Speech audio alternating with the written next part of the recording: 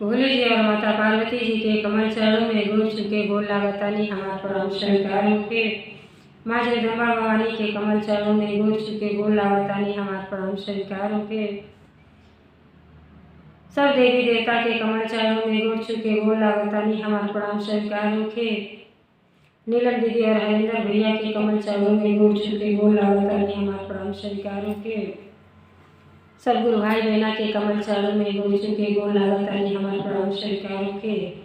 आशीर्वाद के चाहना बाप तो देखिए गुरु भाई बहना, हम आप लोगों के बहुत ही सुंदर भोले जी की चर्चा में आज एक कलयुग के सच्चाई, एक विधवा स्त्री के साथ जो है एक विधवा बहू के साथ सास का कैसा रवैया भाव, कथा के पूरा सुनो सभी तो आप लोगों के आगे में आंसू आ जाए। जिंदगी जिए का भी जो है सबका अधिकार होला, लेकिन एक सास अपने बहू के साथ का कोई बड़ी कथा के जब पूरा सुनो तो आप लोगों के आनंद आ जाए। कथा का वो आधा अधूरा सुने के चाहे कहा खातिर भोले जी माता पार्वती जी की चर्चा पूरा सुनने के चाहे। पूरा चर्चा सुनने से आप लोग के ज्ञान भी मिली और कथा के रहस्य के बारे में पता चली कि कथा से हम के का सीखिएगा। अगर ये कथा आप लोग के अच्छा लगी तो कमेंट में भोले जी और माता पार्वती जी के नाम जरूर से लिखो। काहे खातिर नाम लिखले बोलने कहले सुनने से सब दुख के निवारण हो जाएगा। तो आई ज़्यादा बात न करते हुए कथा के आरंभ करेगा। देखिए एक गांव में एक बहन बाटी, उनका एक बेटी एक बेटा बना। धन धान के कोनो चीज़ के कमी नहीं था, लेकिन बुद्धि विचारे उन के क्वेश्चन बा आगे कथा में सुनी जा। जब उनको लड़का सियान हो जाओ तो दूर दूर से रिश्ता आने लगेला। अपने बेटा के जब विवाह करेली तो भोले जी के शिष्या रहेली। जब भोले जी के शिष्या रहेली, देखिए अगला जन्म तक केहू ना जानता कि हम का बिगाड़ के आए बाड़ी, का भोगे के पड़ी, कैसे जिए के पड़ी। तो बेचारी जब से होश संभालने वाली तब से महादेव के भक्ति भाव करेली। जब यहाँ आई तब भक्ति भाव पूजा पाठ अपन प्रतिदिन करें। सास के प्रति सेवा भाव, बड़ों के आदर सम्मान। भक्ति के नाम ही जो है प्रेम है, प्रेम के नाम ही भक्ति है। तो बेचारी घर परिवार में बड़ा खुशहाल रहेगी, लेकिन समय के केहू ना जानेला, समय बहुते बर्बाद होला। अब अहिला के 2-3 साल भइल रहेला बेचारी के एगो भगवान भोले जी माता पार्वती जी के दया से एगो लड़की के प्राप्ति होला। लड़की हमें साल भर के रहेली तो पति जो है कैसे आवत रहे न, उनका के एक्सीडेंट हो जाला। एक्सीडेंट में पति के जान चली जाला और पति के कर्म में ना जानी का कर्म खराब रहल कि ऐसा पिता के मौत मृत्यु भइल, उनका मौत भइल। ओमे पत्नी के का दोष बा। जब वो मर गई न तो दाह संस्कार जब है क्रियाक्रम जब होला तो सजी चीजें घर परिवार के लोग कोई कैला के बाद घर के माहौल इतना खराब हो गई कि सास के मन में इतना बुरा भावना भर गई कि जब हमारे बहू के चलते हमारे बेटा की जान चली गई। ये जो है बहुत डायल बिया और 2 साल के बाद हमारे बेटा के खा गई। ननद बड़ी ननद का कहताई कि हम आई, अरे बहुत कुलच्छनी बिया ऐसा हमारे भाई के खा गई। अब बताई ऐसे शब्द तो केहू के ना बोले के चाहिए। तू लोग तो अपन बेटा खोले वाला, लेकिन वो पत्नी तो अपन पति खोले वाली, सुनो श्रृंगार खोले वाली। जीवन साथी जे पति बिना पत्नी अधूरा होगी, कोनो मोल ना रहेगा। लेकिन यह बात के घर में केहू ना समझता और कलयुग में ऐसा हो भी रहा। अब बेचारी सब के दिल जीतने की कोशिश करने वाली ननद के हर ताना बोली सहते हुए उनको हर सम्मान कार्य करतारी जरूर करतारी। सास के सेवा भाव करतारी कि ये दादा वही तो ऐसे बोलता लो कहीं घर में सामान निकाल दे, तो हम जाए तो कहाँ जाए। और बेचारी भोले जी के शिष्या रहने महादेव जी से कहेली कि हे महादेव जी हमें सहन शक्ति देई कि परिवार में हमार तनिको जन है गुजरना बा का करी कहाँ जाई। कहे लगा कि नैहर से तो डोली आएगा और ससुरा से अर्थी जाला, लेकिन आए दिन सास ननद प्रताड़ित करत रही। कहियो खाना के बहाना लेके, कहियो कपड़ा के बहाना लेके, कहियो काम के बहाना कि ऐसी काम ना करता रही, ऐसी काम ना करता रही, खाना अच्छा ना बनावता रही, खनवे उठा के ऊपर लोग फेंक देता रही। लेकिन वो बेचारी सब जुर्म सहता रही, इतना अत्याचार सहता रही अपने जीवन के जिए करते। और अपने जीवन से बढ़ के जब संतान हो जाओ तो संतान करते जिए के पड़ेगा।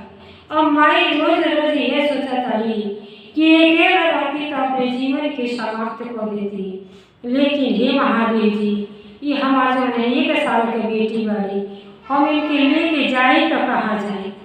नैहरे में गोले केकर गुजर आजकल भइल बा। गोले के बाद 2-4 महीना भाई हो जाए देखियो ओकरा बाद तो यही आवे के बाद कहाँ जाए। ऐसे अच्छा बा कि सब के ताना बोली सुन के अपने घर में रहो, अपने घर के ताना बोली लेके ससुर के आधीन के नैहर के खड़ा रोटी नहीं लेके माई बाप जब नैहर में ना रहना तो नैहर अच्छा ना लगेगा। और माई बाप उनको दोनों ना रहेगा। अब यह बहुत प्रताड़ित करेगा लोग कि तू घर छोड़ के निकल जा, जहाँ मन करे तहाँ चल जा।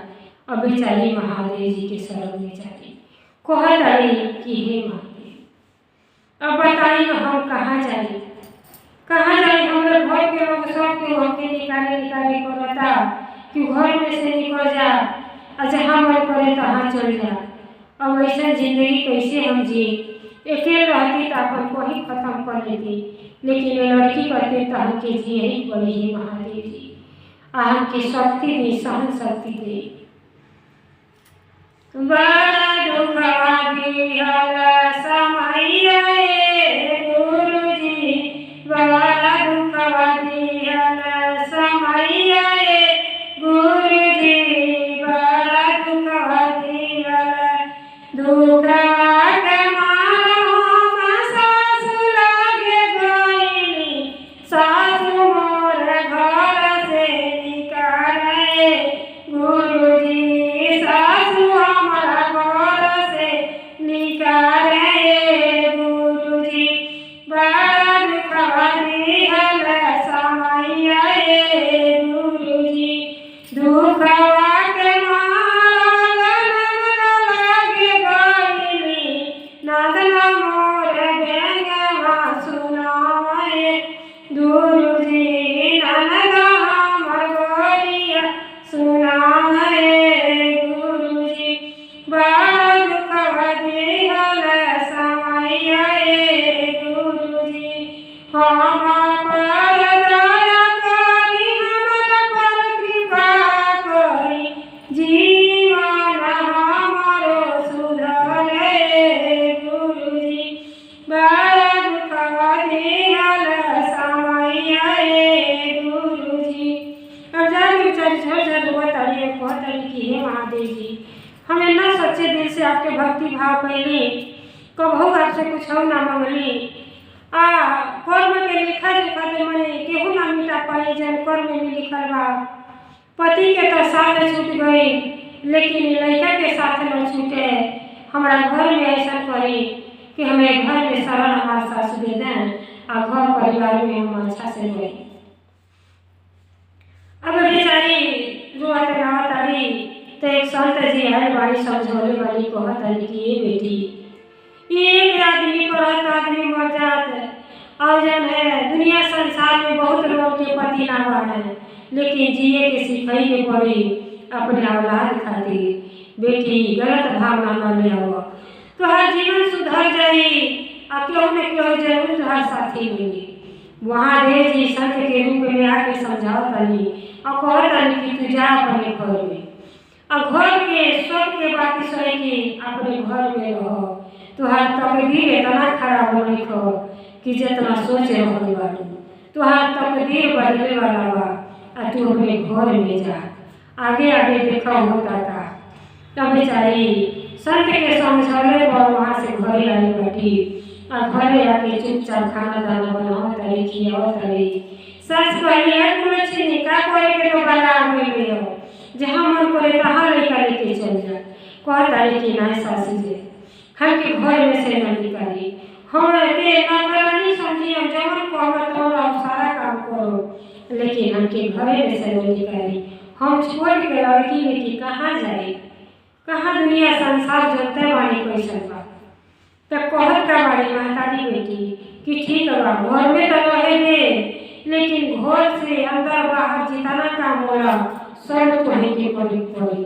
आप लड़का भी संभाल काम वो भी कर कहली कि हम धीरे धीरे सब कुछ करेंगे, लेकिन घर से न निकाली। अब बेचारी घर में अपन कैसे जगह बनावत तारी। ऐसा समाज बा कि एक दुखियारी के जगह न दे पावता। बेचारी वो घर के सदस्य होते हुए घर में कौनो कदर और इज्जत ना बा। बेचारी कहत तारी तो उनका मंदा से आन हो गल बाटी हिमन में पानी ना डाले तारी। सास के कमी कितना बा कि बहू में तो इतना कमी निकाल रहा बाड़ी, लेकिन बेटी के पैसा और संस्कार नहीं दे। तो अपने बेटी के बियाह तो कोले बाड़ी तो देखी उनकर जो न समझी उनकर दामाद के लड़की के देखे आवता। जब लड़की के देखे आवता ना तो जेकर आदत रही कहो ना सुधरे। अब सासू कहली कि अरे अजो बेटी के तैयार करके ले आओ उनके देखे पड़ते लोग आ गए बाटे। अब बेचारी भौजाई तैयार करके ले आओ तारी। जब लेके आओ तारी तो थोड़ा सा ठड़ा हो गई तो कहते अरे कुलछनी हमारे बेटा देखा गए, फिर यहाँ के सामने रिश्ता अपने लड़की के पक्का होके जाता यहाँ ठाड़ होके का देखा तारी जो अंदर घर में भाग जो तो अवसर है विधवा स्त्री आगे आ जाएगी काम सफल ना होला तू अंदर भाग जा। अब ऐसे ताकत आई और लड़की का कौन तारी कि हमें क्या ना चले थी हम लड़का बनी तू जब भागा अंदर जा भागो। अब सब बात जो है सास और उनका पति सब सुनता है जब लड़का अपने महाराज के देखे है। अब बेचारी चुपचाप घर में जाता रही। सास कहता रही कि जो बनाए तब वही है नाश्ता पानी तैयार कर धारो। अब जो लड़का देखे जब आए पाए तो देखी महादेव जी की कृपा। वो लड़का के जब देखा था कि लड़की के चाल चलन वैसा बा माई के बात विचार वैसा बा तो ये लड़की कैसा हो गई। अरे तो लड़का हमारे घर में आग लगा दी का माई के सेवा भाव करी का पति के सेवा भाव करी जी ऐसे दुखियारी भौजाई के ऊपर जरूर करो हलवा। और जो लड़का लड़की के देखे आया ना उनका मन पीछे भागता माई से कहता है कि माई हमारा के तई लड़की पसंद नहीं, लड़की के स्वभाव अच्छा नहीं लोगों के ये तो हर सेवा भाव का करी कैसे घर में रही। जब कि एक इंसान के काम आवे के चाहिए और ये अपनी भौजाई के लिए कितना तारीफ कर रहे बड़ी तो तुम्हारा घर जाके का करे। माई बहुत आई कि सचे बहुत तो हो बाबू, लेकिन वह कबा के लिए बोले कि कुछ कमाओ खान जाने की बोलिए बा तो देखिए और जो लड़की के माई बहुत आई कि ये बताइए अच्छा नाश्ता ले आओ तो समझे का बहुत रही।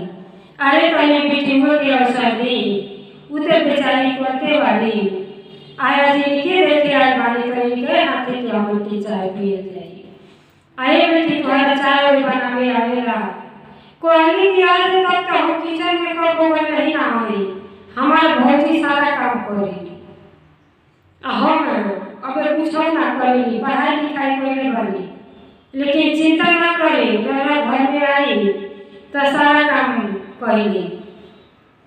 कहली कि जब गए ना बाबू तो कैसे काम करे पहले तो चाय बना के पिया तब तक भौजाई चाय लेके आ जाएगी और चाय जब लड़का और लड़का के माई जब चाय पिए ला लोग पकौड़ी खा लो तो मन खुश हो जाला। कहे लगा कि सचमुच है हाथ में जादू बा, इतना टेस्टी पकौड़ी है चाय दूधो बा, फिर भी सास ननद कोई इज्जत भावना करतारी ए लक्ष्मी के। और सास के भी मन बदले लगेला कि सही लड़का कहता ना जानी जाए तो हमारा घरवा का कोई। लेकिन देखिए धन के लालच में अब जब लड़कियां कमाई कहली कि जवन धन दौलत रुपया पैसा मंगवे उ सब हम दे, कौनो चीज के कमी ना होई, हमारा एके गो लड़की बा, या काम की चिंता छोड़ दी, हमें अपने भौजाई से सीख लिया करेगी आ शादी पक्का कर दी। अब बेचारी कैसे तो हम कर देली कि चलो सब सामान धंधा मत दे शायद जाकर सीखिए जा। लेकिन जब लड़का तो सब चीज आगे से देखने कल लड़की हमको पसंद नहीं को। अब मैं तो हम करके चल गई आ शादी के हम तैयारी चलता तो देखिए भाई जाए के तरह पड़ताली दोनों जनी प्रताड़ित को रहवारी कि ऐसे ना करता ऐसे ना करते।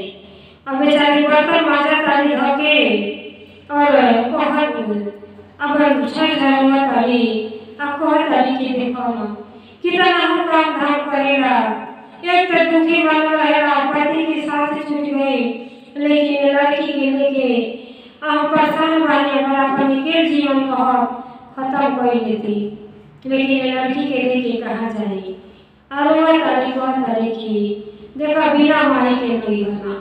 आज माई बापू रहता तो जरूर झाके तो कहता कि हमारी बेटी का संकट में बा, चला 6 महीना हमें लगाई रही, लेकिन कौन बोले के नहीं हो जाए के करिए हमेरा दुलार हो बिना माई के नहीं हर के करिए हमेरा दुलार हो बिना माई के नहीं हर बापू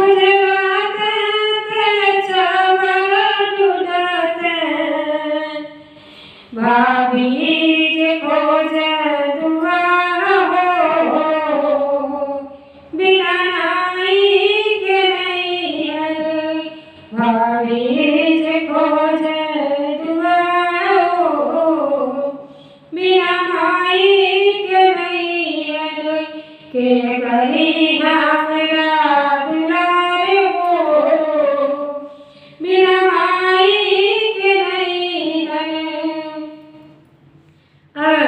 बेचारी वो तरी की देखो आज हमारा माई बाप बनता तो कम से कम 2-4 साल वही बीत जाते, दुख के जीवन धीरे धीरे कट जाते, लड़की से हो जाती तो क्या के घर में अपन काम काज करके अपने लड़की के सियान कर देती, ब्याह शादी कर देती, और करे बात कहीं मंदिर में भक्ति भाव करती, अपने जीवन की गुजार लेती।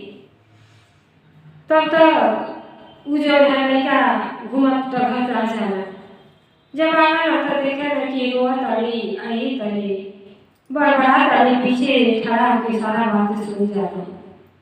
जब उनके नौबत के शादी कर रहा वो लड़का आके कहे ना कि सुनी कहे के का बातें कहे हुआ थी आंसू को छेड़े निकल निकालोई जीवन में रोना धोना तो लिखी गई बा, पति के साथ छूट गई, घर में कैसा हो गई, लेकिन सामान मिले के ना बा लड़का के चलते कैसे अपन जीवन यापन करता है।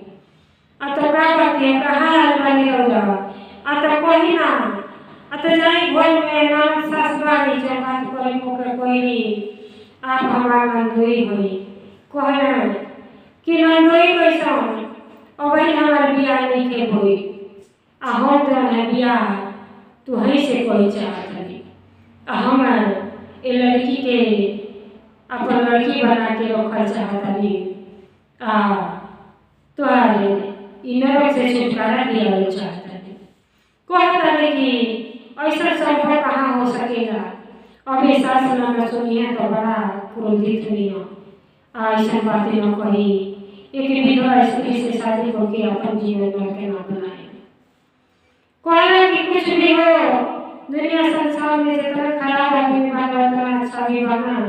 उ लड़का कहला कि हमरा लड़की के चल चलन सही नहीं खेला, हमके ऐसा चाहे कि घर परिवार में खुशहाल रहे और सबकी खुशी रखे। तो कोई ऐसा तो जीवन में कोई बना हो सकेगा।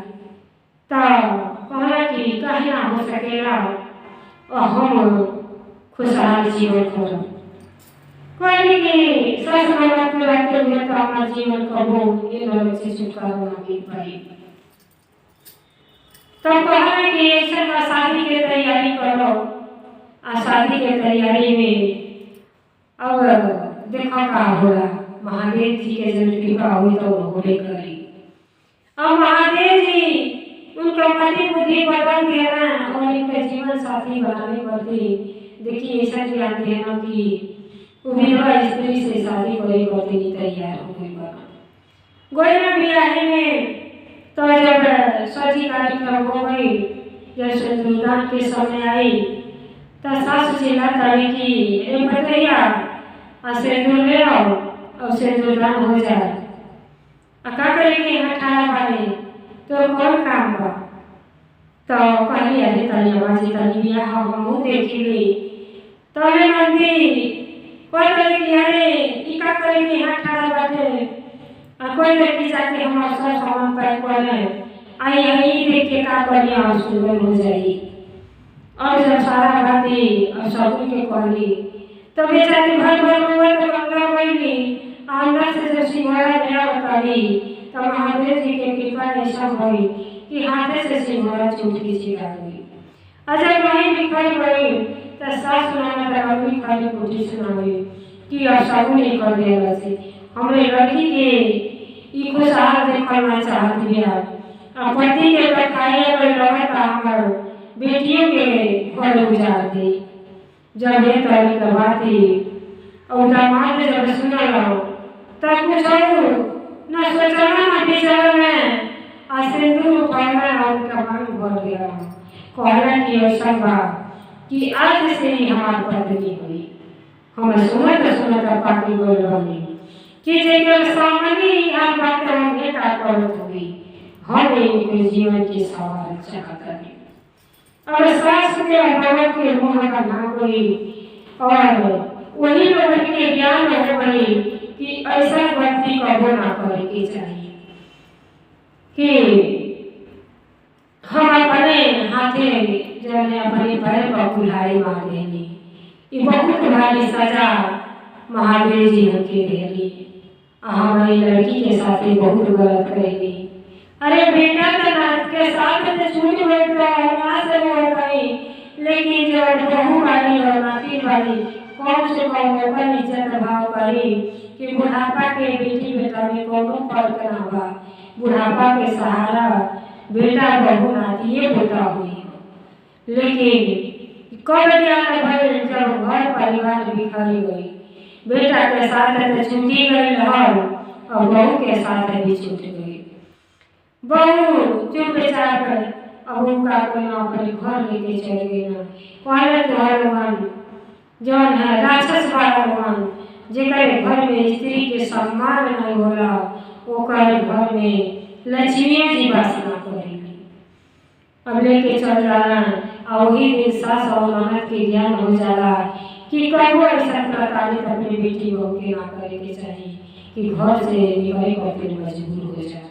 तब उनका देखिए नसीब अच्छा रहल कि महादेव जी के ऐसा कृपा भई कि नरक से छुटकारा हो गई और जहाँ गई वहाँ ना सम्मान मिलल कि वहाँ सास जौन माई के समान मिलली और पति परमेश्वर के समान बेटी के एक बाप के साथ जौन है नाम मिल गई और बेटी के विवाह शादी करके लोग अपने जीवन से मुक्त हो गए और भगवान के भक्ति में भी हो गए। लोग दोनों जनी उनका घर परिवार में उनका सास सोचा कि हमारा लक्ष्मी आई बाड़ी और लक्ष्मी जैसे रहने कोई तो देखी कोई से कहने लगा कि यह मुँह जो पान खाला और यह मुँह पर नहीं।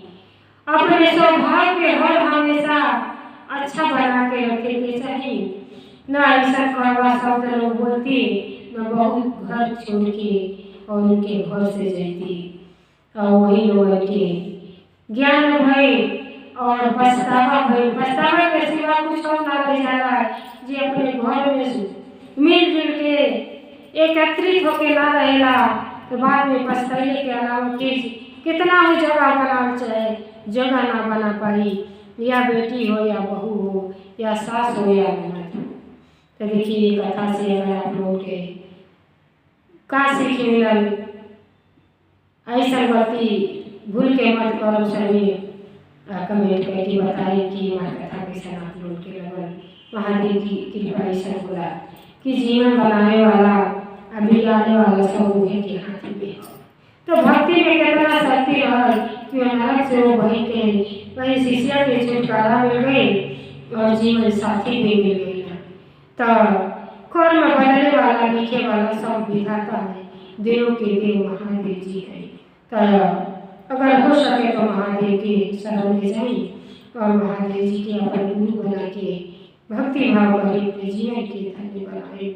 हर हर महादेव, हर हर महादेव। भोलेनाथ की जय, सच्चे दरबार।